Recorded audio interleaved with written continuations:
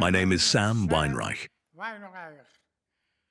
I was born in Lodz, Poland in September 3rd, 1919. As a youngster, my father had a furniture store and antique shop. He used to buy estate sales. We were 5 brothers and 4 sisters. 11 people in my immediate house. And in Lodz, the houses were not like your friends in Memphis. Single homes. There are block of homes. When I go to school, children around there, around 7 years old, they had to start school, and the conductor from public schools came to our school where I was, and he was looking for boys to sing in a choir. I had a mezzo-soprano. I was selected to go to sing in the synagogue choir. At first, I was in school choir, then I was selected to sing in a synagogue choir. There are about 35 youngsters in the synagogue choir. 4 tenors and 4 bass. We had a beautiful service, and things started tightening up in Lodz for the Jewish people. I lived in Poland. There was anti-Semitism, was all over. But I personally really did not encounter it. Because I was always with Jewish children, with Jewish friends. So this is my life in the war, before the war. I was one of 6 children. I was the baby. My father, he was a tailor, working class. My mother, well, she was a second wife. His first wife passed away, left him with 5 children. So I was the only child with my mother had. One friend survived, although she, after the war, lived in Sweden. Finally, on September 1st, 1939, I was 20 years old. He, Hitler, attacked Poland. I was at that time in Poland, in Lodz. I had a curfew. It was dark, and I was selected to stay outside and watch the front door. So nothing really happened. Midnight, somebody came on a bicycle, a courier. He said, "Wake up, make the alarm because the German army will be in here tomorrow morning." I shouted that out for everybody, and my parents and everybody. We couldn't understand what's going on. We were all crying. The Nazis came in. We were home, scared, because we already knew what was going on in Germany and which was going on in Austria. I still remember when they marched in. Right? They came in around September 1st, started the war. By October, they burned. We lived across the street from a shul, a big shul, a big synagogue, and they burned it during the night. It was so frightening. I still remember sitting, looking out. They tried to protect the houses next to it, but the flames from the shul, they never rebuilt it. Well, that guy on the bicycle said, "Go toward Warsaw. We're going to put up a stand against the Nazis." We dressed ourselves up, me and my younger brother Herschel. We went, start walking. My grandfather lived in Warsaw. They were glad to see us. We walked in daytime. Plane, helicopters came from the high, and they were mowing, killing people in the street. We finally came to Warsaw. My grandfather. They were glad to see us, that we didn't get killed on the road, and that they lived downstairs because the German artillery was shooting up to people upstairs on the building, so they were not afraid to stay in a higher apartment. But we didn't care. We went through so much. So we went downstairs and laid down on that bed and fell asleep. I don't know what happened. It was almost daylight. Boom. They bombed that house we were in. We went up on the steps, into the apartment. We went to there, looked down. Everything is in ruins. We climbed down the steps and went down. And that terrible, such a wasp. They told us that actually Lodz is already taken over by the German army. Everything seems no more. Go back home. We don't have enough food to feed you here. So we listened to him. Then we got ourselves together. We kissed them goodbye. We started on our way back home because we walked around Warsaw almost 3 days. At nighttime, we were afraid to walk in daytime because the army came overhead and killed people on the road. But we went back home. On our way back home, we passed the main street. We seen a church and 2 priests standing in there. They told us, don't go this road because they arrest everybody. They arrest everybody because they cut a telephone line. Partisan. Jewish partisan who lived in the woods, lived in trees. They didn't want to give up. They cut the telephone lines, but we didn't know any other road, so we kept on going. Finally, a guy came up, a soldier, in a motorcycle, and told us, come higher. See, mid-uns. Come with us. And we walked about, maybe 5 or 10 minutes. There was our big barn. Everybody was in that barn. They opened the door, they let the 2 people in, and me and my brother, Herschel. We went into that barn, standing room only. There was no, they pushed us to that barn. That barn was full of people standing one next to the other. What else can you do? Nothing. There were all kind of rumors. There said, they're going to set the barn on fire, the people getting killed. We knew what they were capable of. We just stand there and almost fall asleep. Standing room only. You couldn't fall to the ground. Came dusk, they opened the door. They let us all out. Oh, such a relief. But then such a noise for the people who hollered. I hollered, Herschel! I was trying to get my brother. I could not hear a word. I finally decided to get out. And I started walking on the main road back home. When I come back home, they were so glad to see me. But where's Herschel? I don't know where my brother is. Nothing. We had to wear a yellow star in the front and in the back. Well, Lodz was incorporated into the Third Reich. I think in other places they did wear armband, but we had to wear stars at the front and in the back. Well, by that time we were only 3 children, 2 sisters, 2 older sisters and me. And 1 sister passed away before the war. So when people thought maybe in smaller cities will be more safer, my mother picked up the 2 sisters. She wanted to take me also. But I told her, you know what, I will stay with Dad. I will stay home. And when you come back, we decided to leave, so we leave. Well, she came back. The sister stayed in southern Poland, in Kielce. She came back, she said, it's going to be bad over there too. But at least here, I have a bed where to sleep still. Over there, we won't have no bed, or we'll sleep on the floor. Well, it taken 3 weeks. Poland abdicated. Poland was no more. But my brother Herschel showed up. He was looking for me. So glad to see him. Well, Lodz, our city, went almost back to normal. They made our people open up the stores. They made everything show like nothing happened. Because the whole German army walking in the street, singing songs. It wasn't too bad in the beginning anyway. They started enacting laws against the Jewish people. They made us wear a Star of David. One on the left side, one on the right side. Identify that we are Jews.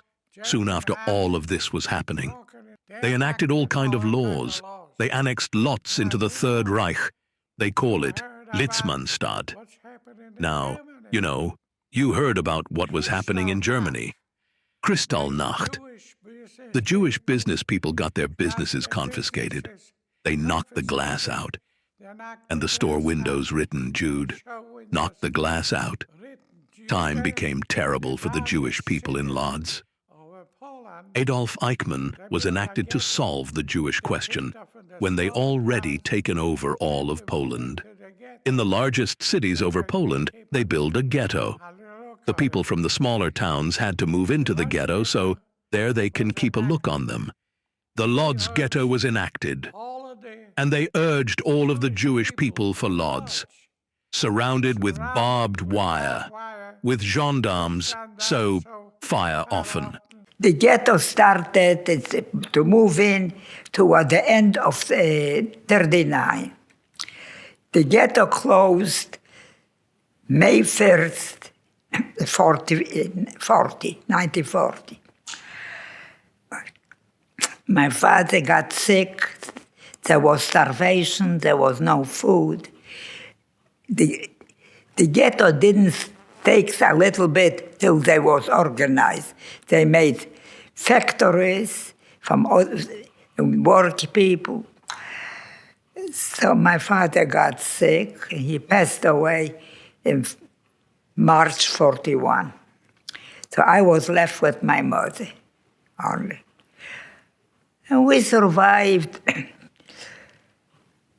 We worked hard in factories.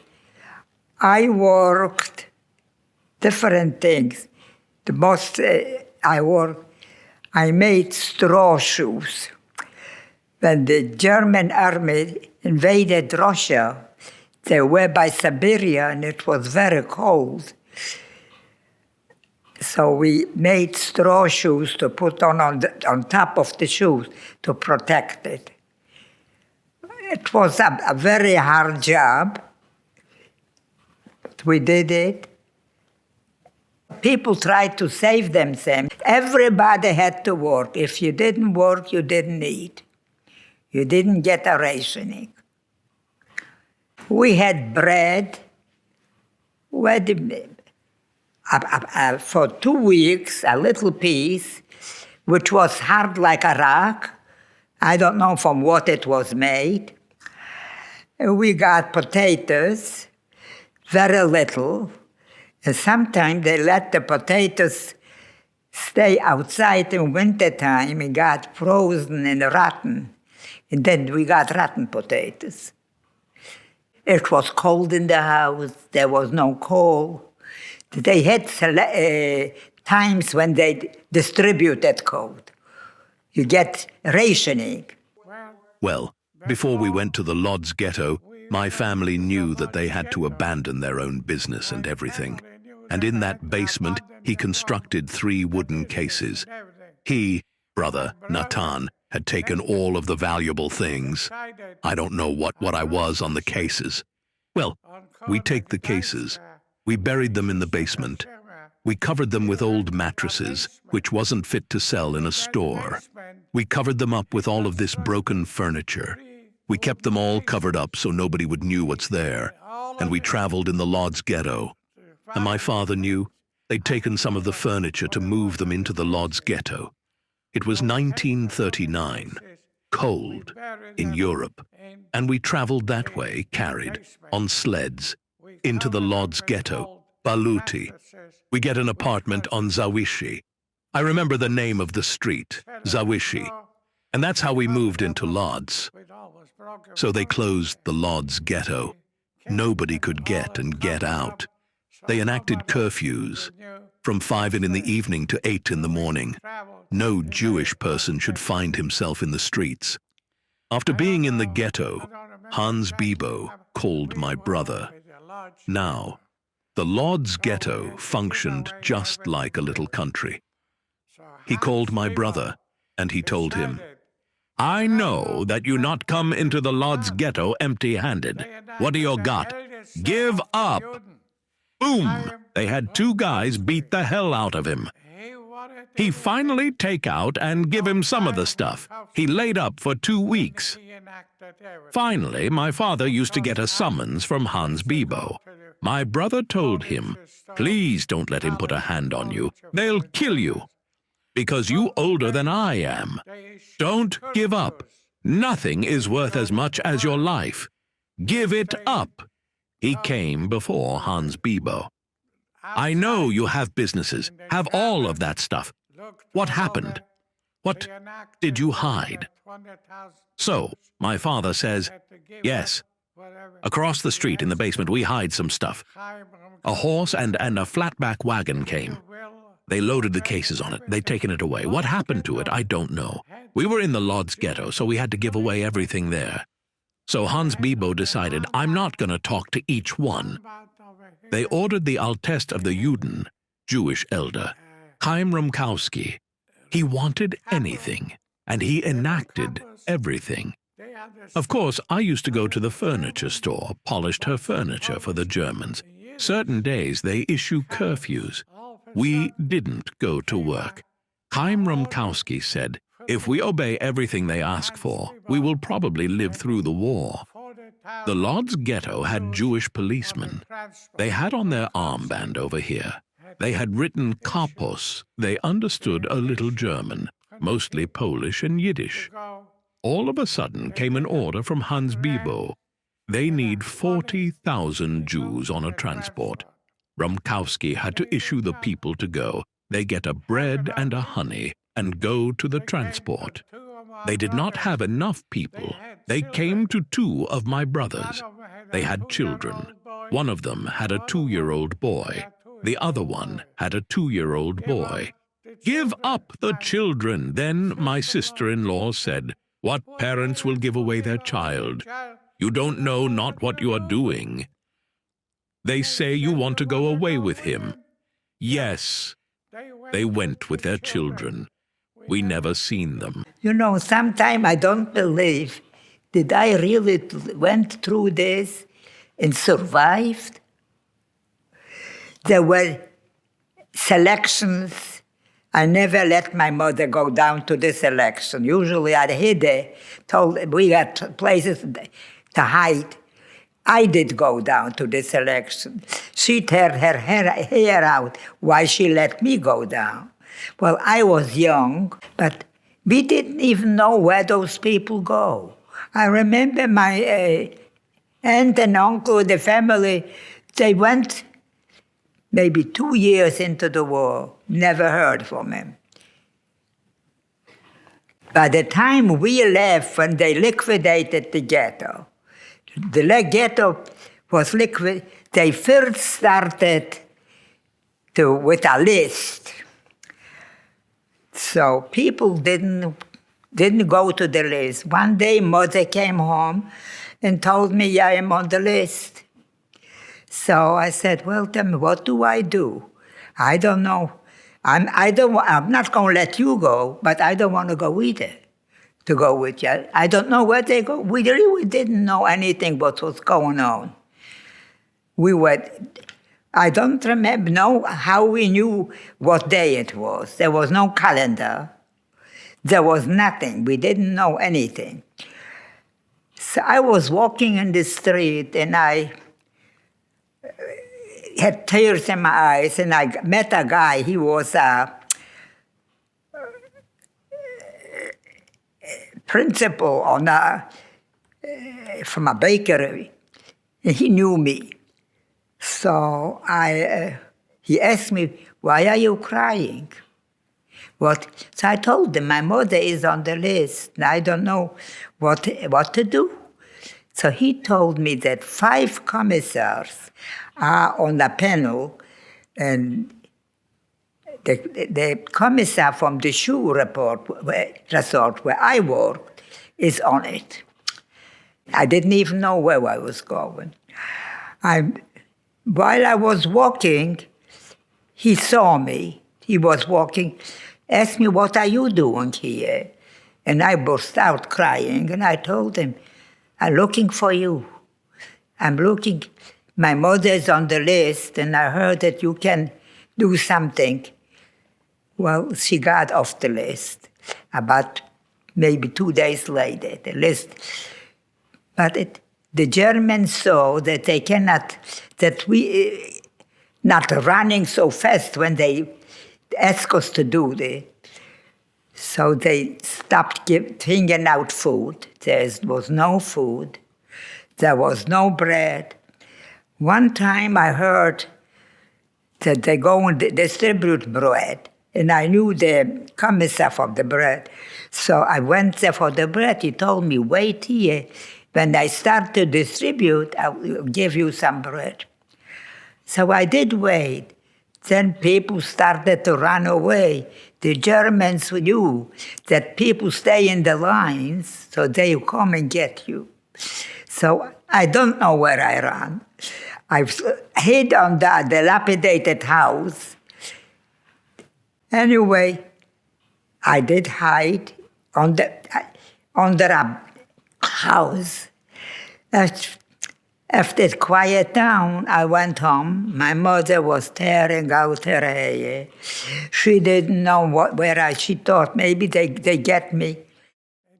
In the Lodz ghetto, I still have my brother, Haim, Hava, my sister, my father. My mother died from hunger in the Lodz ghetto, and my younger sister, Haya, died from hunger in the Lodz ghetto.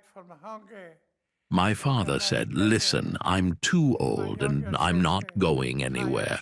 My sister said, Chava said, whatever will be, will be. I am gonna go, and I am going to take care of Daddy. I am not leaving. I'm going there. I put my bag of clothes on, everything I grabbed, and I start going to the train. And before I got over there, 2 capos met me. They said, come out. We're going to lead you back to the train. We come back to the train.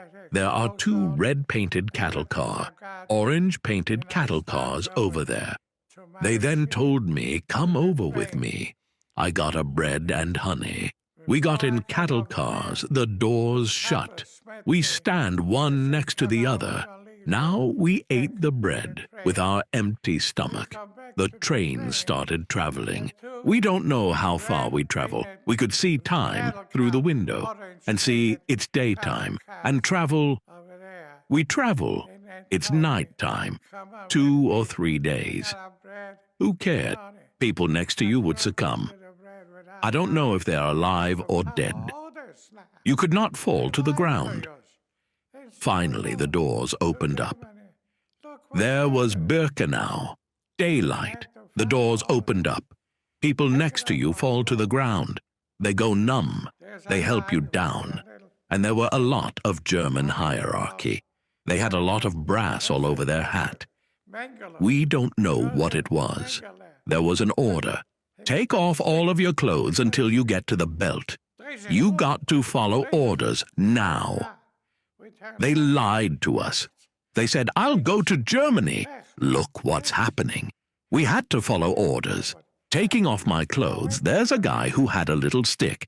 I'll later find out that's Josef Mengele. Josef Mengele. With that stick, he punch you. Dreh sich um. Dreh sich um. Turn around. We turn around. Rechts. Links. Rechts. Links. Right. Left. We didn't know what happened. I went to right. The Kappa, and some people had already some information with people. We started walking, and then the Kappos told us, you're glad you didn't go to the left, because these people don't see daylight. I didn't know what they talking about. Then it was started to get so bad, and they really didn't tell lies. They said that they transfer, whoever is coming, they transfer into another city, and we work over there. We didn't have a choice. There was no food, there was nothing, so we went to the transport. And they said, I happened to be sick, I had diarrhea. And they put us on a train, on a cattle train, with a bucket, and we came to Auschwitz. This was the place they sent us. They came to Auschwitz. We didn't know about Auschwitz, but we came in the middle of the night. There was this, then Dr. Mengele welcomed us. And when I got out of the train, I got up. I got out. My mother was already in the line, and he was checking and looking at me what to do with me. And I really begged him to go with my mother. I didn't tell him that was my mother, but I wanted. He looked at me, but two prisoners worked at the transport. They were all prisoners. They knew where the other people are going. Mostly they were people with sick or with babies. So while he was thinking, they pulled me away. And I put me to the other side, to the good side. I really didn't know the difference. I was crying. He wanted to go with my mother. But I always say those were two angels. They saved me. I don't know if you would send me. So this is the way I wound up, and I lost my mother in Auschwitz. This is the last time I saw her. In Auschwitz, I was 3 days, maybe 4 days. First, we stayed in line. Then we took us in our room and shaved us everywhere. Then they took off the clothes. We took off the clothes before. And gave us a shower. Luckily, water came, I don't know what. Then they gave us some clothes to put on. It was August 44. They gave me a brown velvet skirt with a jacket. That's all what we wore there. Barefoot, no shoes. They put us in a block 3, that was it. They put us in a block, and we lay down. The bottom, 3 or 4 people on board without anything. And on the top, 4 people. The whole room was... then after a while, they took us to the bathroom. The bathroom was a hall outside. And you have to go when they took you, otherwise you couldn't go. They gave us to eat soup. We were 5 in a line. The first one got the soup without a spoon. So you drink some, and then you handed it to the next one. But it came to the last one, nothing was left. This was at the first night. One night, the night, we slept outside. After 2 days, they were going to send us away to a working camp. So we waited outside. The climate in Poland, the daytime was hot, but at night was cool in summertime. The Germans sat on the top there and wanted to have fun, so they threw down a blanket for 15 people to cover themselves. We went back to our barrack. There they told us, take off the rest of the clothes, take off the rest of the pants, everything. My God, clothes. I had to take everything, naked, and they shaved your hair. They shaved every hair of your body, and the capos will help you. They help you while you're shaved to another room. There were shower heads. How many people got in there? I don't know how many people. And water started coming out. Warm water. I had taken a hot bath. Then, after I had gotten good and wet, all of the water stopped. No water came out. We went into the next room. There was a pile of jacket and pants. What about my clothes? Macht schnell.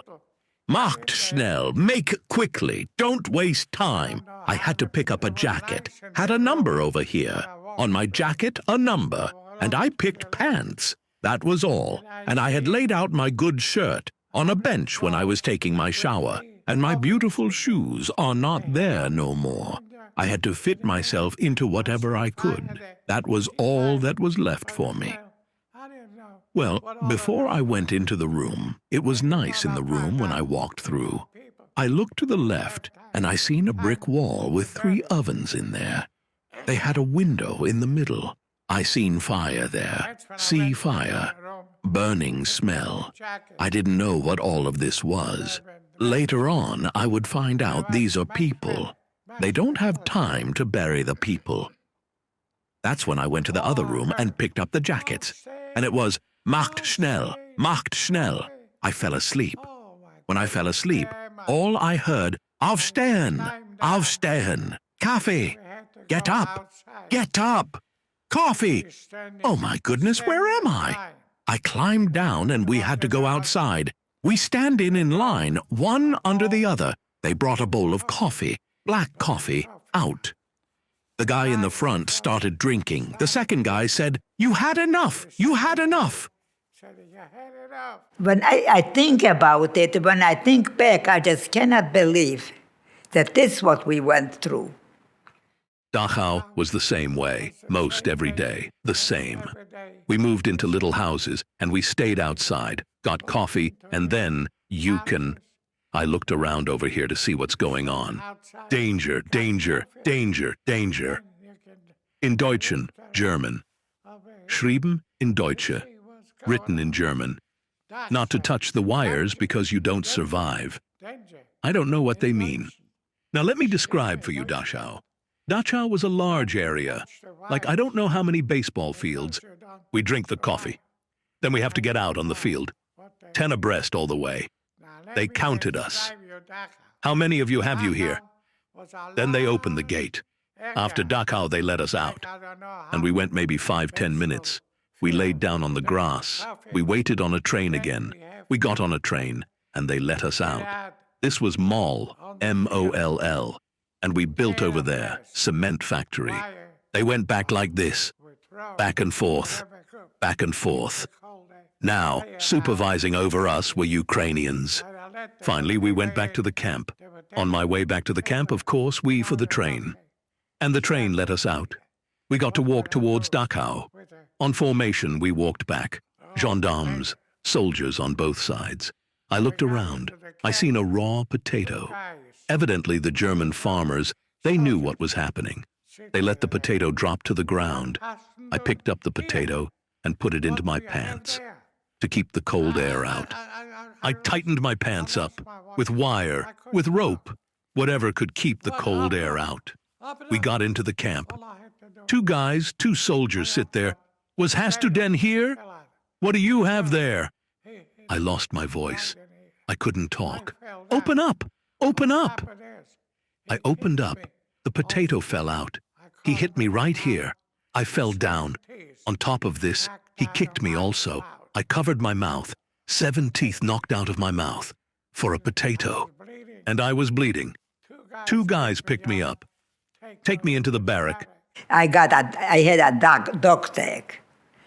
They sent us to a camp, Christianstadt in Germany. It was like in a forest. There were rooms we slept 2 on the top. I always wanted to be on the top. I didn't want on the bottom. Christianstadt. Over there, they had such different factories, people. They taught me I was a bricklayer. They taught me to build a brick wall. But we were in a learning, so we had to, afternoon, we have to take it apart, we have to clean the brick. We tried the best we could. That camp has, every camp, but the first ones came in, they There were 500 Czechoslovakian girls, 500 Hungarians, and then came 500 Polish. It was woke us up, about 5 o'clock in the morning. Aufstehen, Zeilappeal. It means they go and count us. And ironically, let me tell you something, what happened though. A baby was born. How this lady got through, she must have been on time already. How she got through. But a lot of people, when they're starving, don't they get swollen stomachs when you don't eat? I did not notice. And the hospital saved its baby, a little boy. I don't know what happened toward the end, but for several months, they saved it. So one day, a truck came with potatoes, and a potato fell down. So I picked it up. What I would have done with the potato, probably eat it raw, because it was nowhere where to cook it. A German, the Aufseherin, she saw me picking it up. She came over, took away the potato, and made me stay uphill. So, you make me stay uphill, you stay uphill. You have to listen to everything what they tell you. I stayed uphill, I don't know how long. Then the Lagerälteste walked out and saw me staying. She asked me, why are you staying uphill? So I told her. I picked up the potato, it fell down. And after a pole took it away, made me stay uphill. She released me, and she wrote down my name. She asked me my name.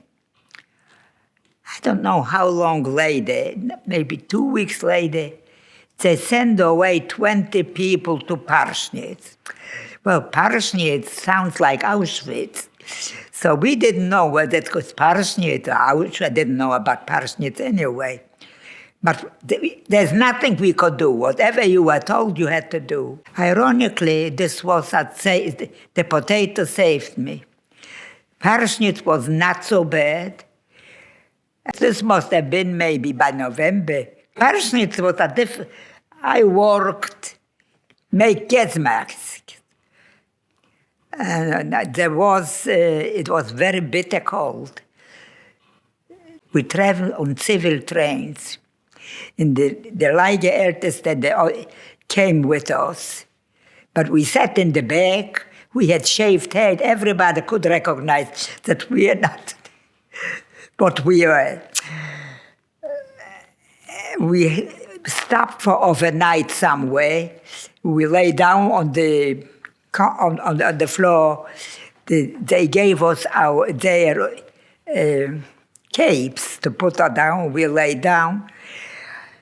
And got to people came in the morning and looked at us. They threw a candy or a piece of sugar. It made it you feel so terrible that you're not a human being, you are an animal. But Parsnitz was different. We worked inside, and I came with a pair of wooden shoes without socks. So one after they took us to work. We walked in 5. She asked me if I know how to knit. I told her, yes, I do know. There were factories which made from raw flax thread. So she gave me a little bit raw flax. So I started to knit. And on the account that she gave me a little, I took a little bit more. So I made myself socks. It really did save me. I made myself a scarf to cover the head.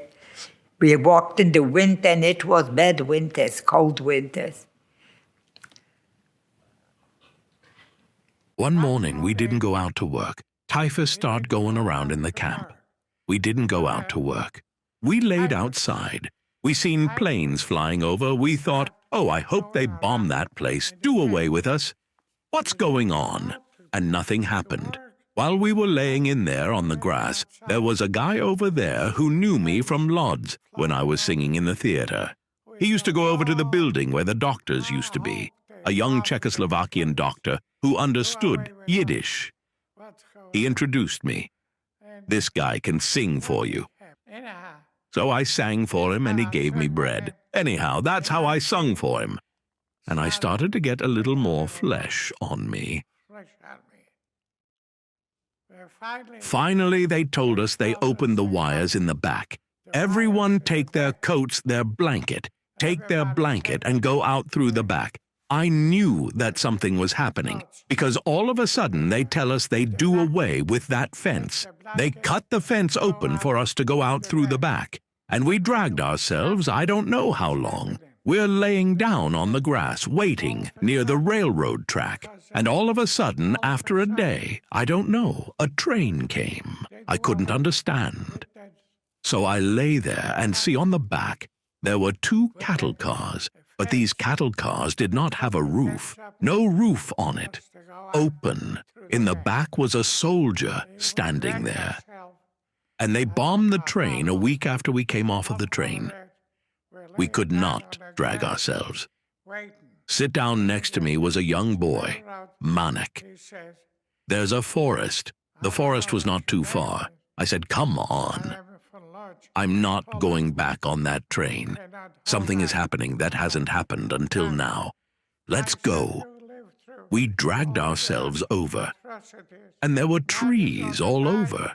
Got scratched. We're laying on the ground. Now when you lay on the ground, you can hear what's happening around you. When we laid ourselves out, the guy who was next to me, he says, I don't know what your name is, but I am from Lodz, Poland. I cannot hold out no more. I'm dying. I said, you lived through all of the atrocities. Now, you're going to die? Come on, boy. He told me he was dying. I said, we go to the right. I looked up to the right. We start walking until I see out of the forest more daylight. And I crossed the street. Was a soldier walking back and forth, but on his arm, lapel, I could see that he has an American flag. I knew then that we had survived already. The Russians liberated me. We stayed in Parsnitz for a while, and then when the train started to run, I cannot know how long. I cannot remember how long. I went back to home. 3 girls from Lodz, we went back. I wanted to see, I survived, maybe somebody else also survived. You don't know what you can survive. So I went back. We came in the middle of, Lodz was liberated in January. And they liquidated the ghetto in the end of August. So the Russians were not far then. So I went back. We didn't know where to go. It was in the evening. From inside the kitchen came a guy. He must have been a chaplain. He talked a little Yiddish. He talked to us, don't not eat this food because you die. A lot of your people die from hunger because they ate the wrong food. They'd taken us into another building not too far from there. There were more people. There were even Russian people there too. And that's where we used to get farina and milk. Farina put the body back to life. Finally, a guy with a motorcycle had taken us to Landsberg am Lech. And then I knew, I'm already free. The Russians, the Americans, they supplied food. And we have to be careful to eat because some people survived the war but died after, if you were not too careful.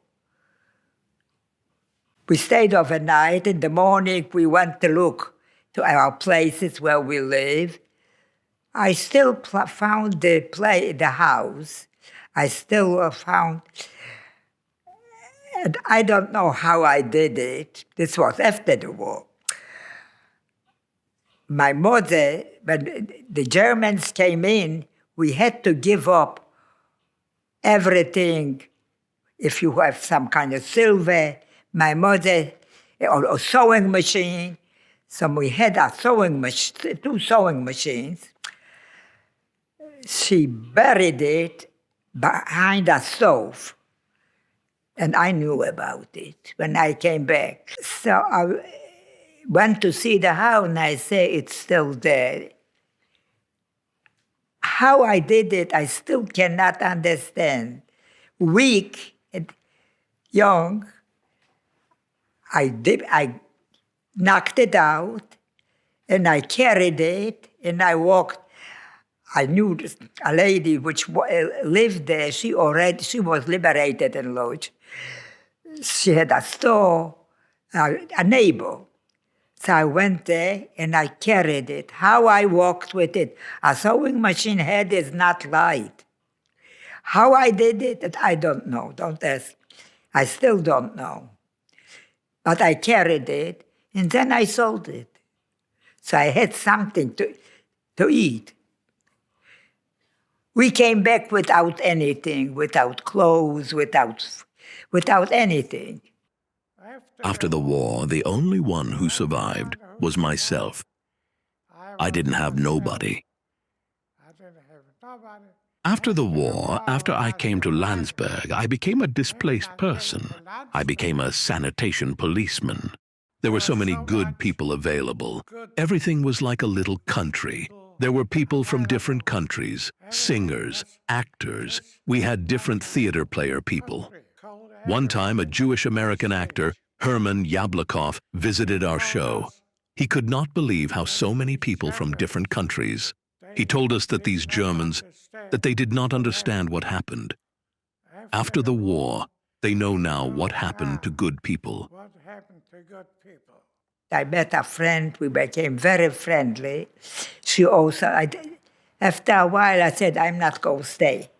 I'm going back to Germany. I want to go at least on the American side. I don't want to be on the Russian side. So I went back, we went back. We went to Częstochowa, we went to Krakow. We heard a transport is going back. There were other nationalities also. There were English, there were different Greeks, there were different people, which Italians. So our transport goes back to Germany, and over there the people will go to the places where they want to go. We traveled free. They knew we don't have no money to pay. So we wanted to go the American side. So we asked the leader. Most people did get out in Prague, but this was Russian. So we asked him, what should we do? He said that the train is going to Pilsen. And Pilsen is on the American side. Oh, that's good. He said, just lie down and sleep. When you come to Pilsen, get out. So we went to Pilsen. We got out. In Pilsen, there were a lot of camps in Germany, established a lot of camps, which were supported by the American and English. The whole world didn't want to take us in. So there was a transport going to Landsberg, so we went to Landsberg.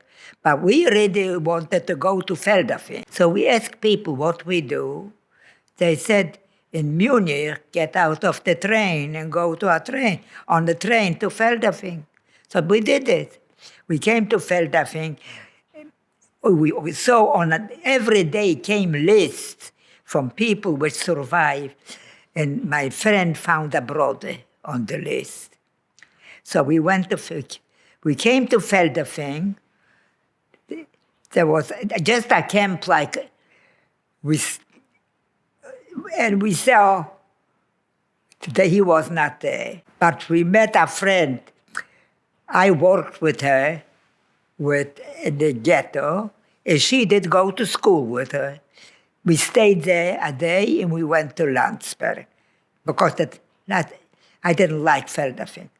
So we went to Landsberg, and we stayed in Landsberg. We went back finally to find the brother. The brother came to Landsberg also. And we stayed in Landsberg. It was a camp. It was,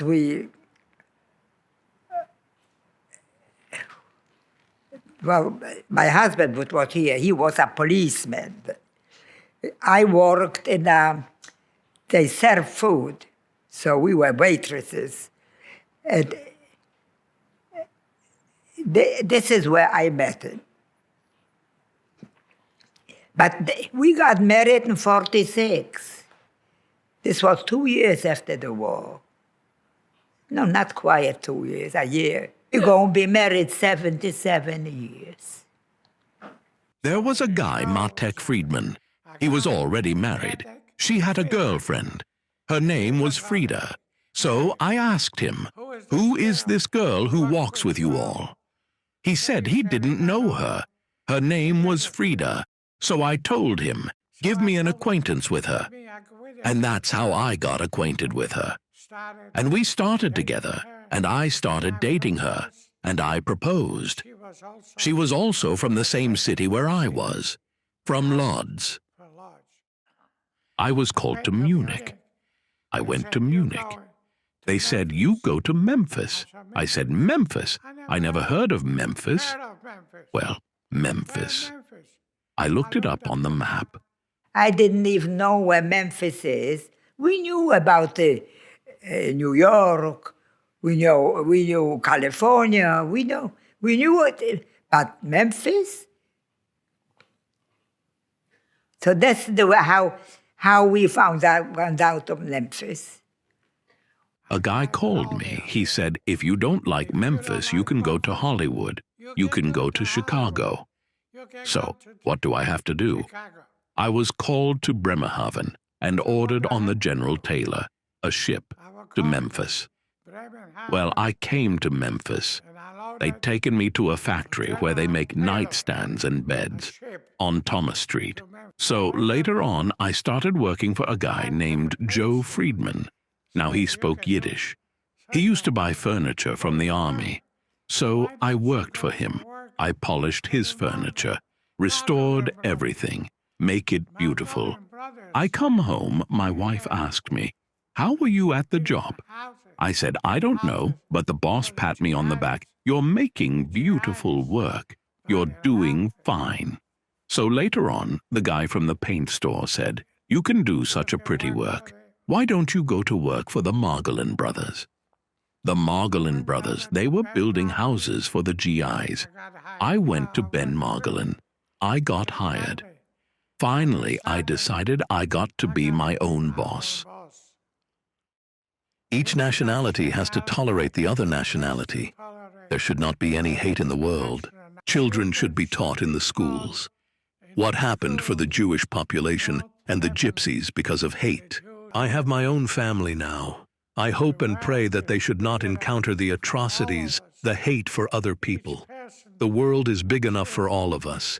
Each person should go through life according to his ability, what he can do.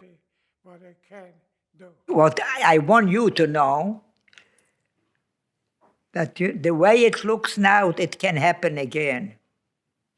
The way it looks now, what's going on with the anti-Semitism, with the libels, with that this needs to be retold and retold, but the Holocaust survivors are gone. There are very few left.